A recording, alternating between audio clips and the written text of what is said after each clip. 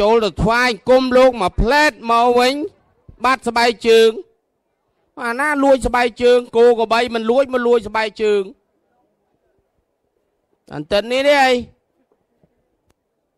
អត់ទេស្បែកជើងអត់មានចងខ្សែទេខ្ញុំអីក៏ដូចមែនបៃណែបាទហើយនឹងស្បែកជើងណាណាតំទិញពូតំទិញហ៎បាទហើយនេះស្បែកជើងណានេះជើងចាស់គេឥឡូវហ្នឹងនិយាយឲ្យច្បាស់មកឆ្នាំនេះកាចផ្ទះអានេះផ្ទះកាចណា